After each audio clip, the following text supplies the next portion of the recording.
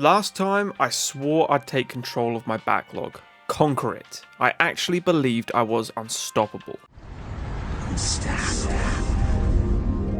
But the backlog doesn't die, it regenerates. Every sale, every subscription drop, it grows stronger. It feeds on false hope and limited time discounts. So once again, I've returned to the digital battlefield, the place where unfinished campaigns and forgotten installs go to die. Or maybe get platinumed. The first backlog game in our video is a franchise that is near and dear to my heart, and even though most people that play this game love it, I do not. Which is why, once I finished it all those years ago, I deleted it and sent it to the graveyard. Go check the graveyard. This is Star Wars Jedi Fallen Order.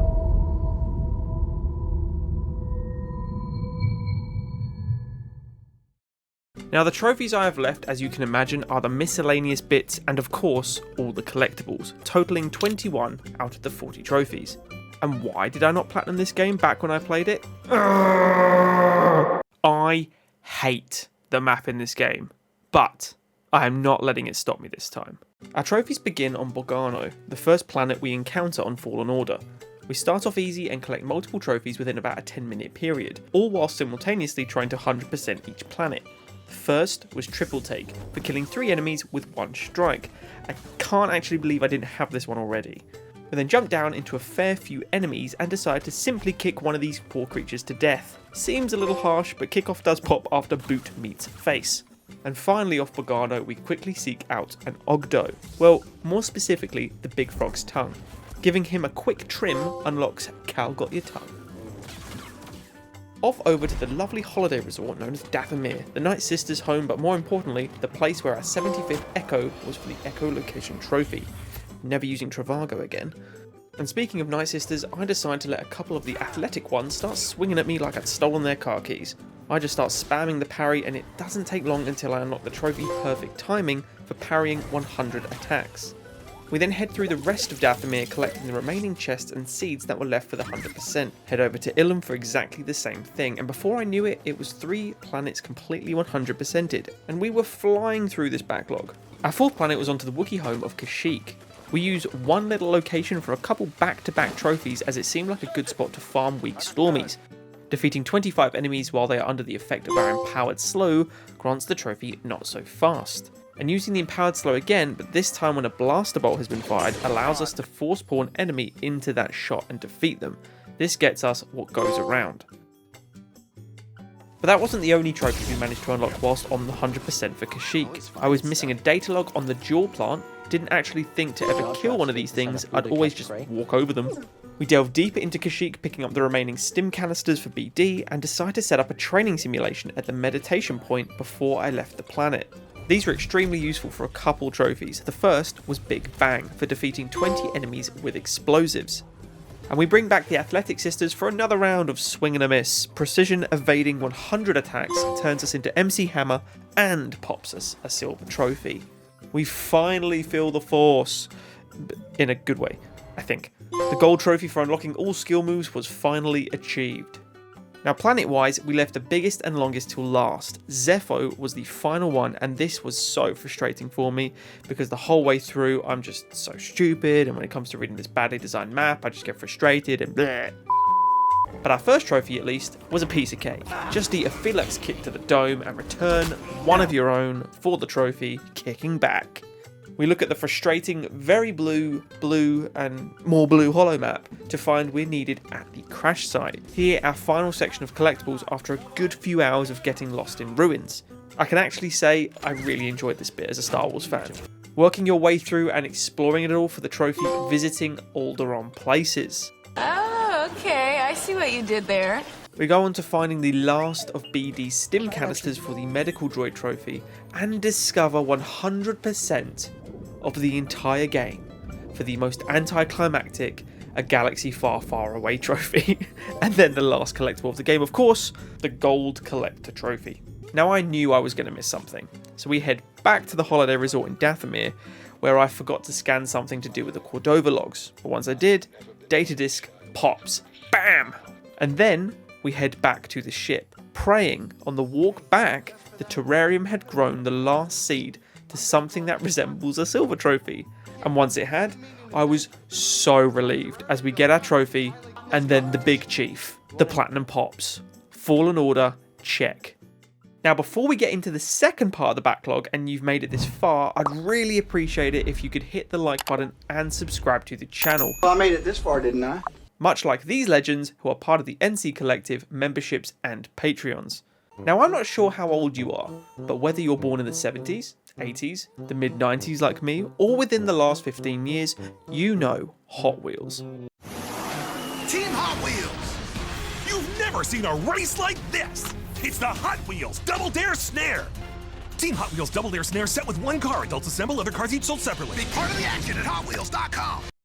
Yes, Hot Wheels unleashed 18 of 44 trophies. I played this game for a good 5 or 6 hours maybe with my partner, and we just never finished it. We begin our backlog for Hot Wheels with online races. Easier than the first game in terms of you just have to play and not win, but it was 1 race for the solo trophy and then 10 for international license trophy.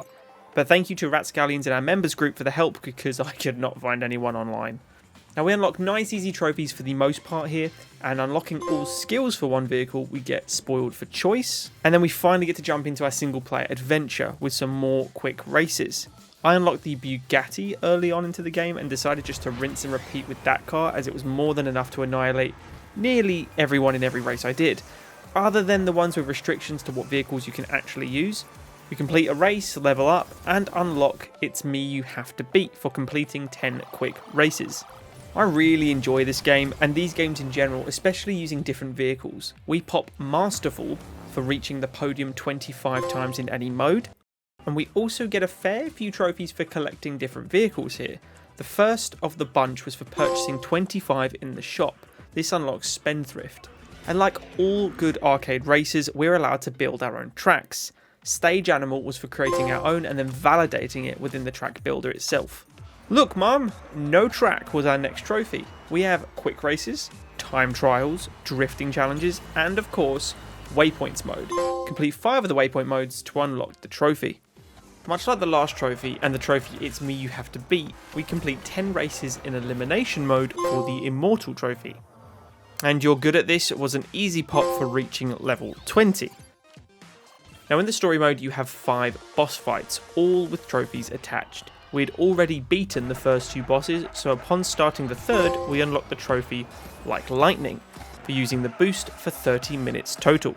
But now we're in the boss race itself, I can break them down. You simply drive around the circuit, making sure you hit all of the allocated target boards before the time runs out at the top. Once you take out all the targets, basically around 2 laps, you defeat the boss. And in this case, the Pterodactyl. This unlocks our third boss trophy, the Pterodactyl. And we also pop straight after from the rewards the trophy A Little Nest Egg for earning 100,000 coins in total. Better Too Much trophy was an easy pickup as well. If you buy a duplicate vehicle and then equip it with 7 skills, you pop the goodie. And with that easy one out the way, it was time for boss number 4, the Yeti. Now same as the last boss, all the bosses' races operate exactly the same way with smashing into target boards. The Yeti track, in my opinion, was far easier to clear than the Pterodactyl one. Might have been because I've got a ton more gameplay under my belt and I was just simply better, but again, still not too bad. Beating the boss race first try and unlocking the trophy, the Yeti. And finally completing 10 races in the Drift Master mode was easy enough. Drift Champ pops as we march our way through the rest of these races. We also level past 30, which enters us into a new prestige and unlocks Magic Trick. We then progress through more races to reach the finale, the Nitro Bot. It's really anticlimactic reaching boss races in arcade games because they're never exactly hard to beat. Nitro Boss was no exception. Super easy track. Really a downer in all honesty, the Pterodactyl race was definitely the hardest of all 5 bosses, but still not exactly difficult. We smashed through using our trusty Bugatti, we finished the race, declared the winners of course, and pop the Nitro Bot trophy. For hitting the menu, we also pop Tools of the Trade for leveling up and unlocking all modules for the track builder mode. Now with the story 100% complete, we unlocked Extreme Races, and jumping into just a random one, I picked an elimination race in my super speedy pickup truck. And after drifting and speeding our way into victory, we unlocked the Extreme Conditions trophy.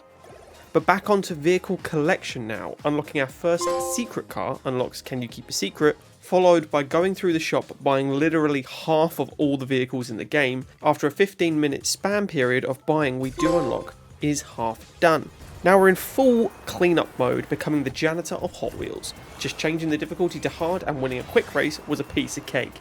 I mean, that's what I would say, but you know, look how close it was for the victory, dear God.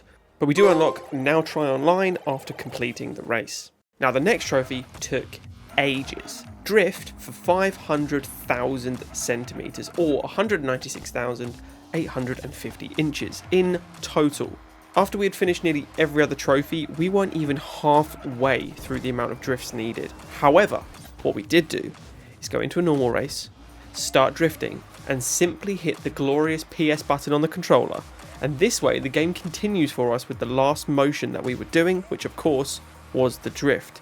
So I went to the toilet, made a sandwich, and when I returned, the trophy had popped. Easy. Now our annoying drift trophy was done, we were rinse and repeating enough races to unlock the trophy for getting a podium 100 times. It actually took about 120 podiums for the trophy to pop. I didn't think it was actually going to, but eventually, Terror of the Road was our penultimate pop. The other reason for grinding races was we needed enough coins to keep jumping through the shop, buying all the treasure hunt vehicles.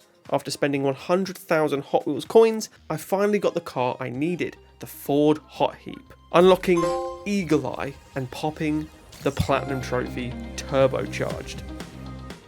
Well, thank you so much for watching the video, guys. I'm really enjoying making these backlog videos and will return with more. If you haven't seen my first video, please click on the screen now and enjoy the watch. Do not forget to like the video, subscribe to the channel, think about further support with the memberships and or Patreon, and I will see you in the next video. Thank you all.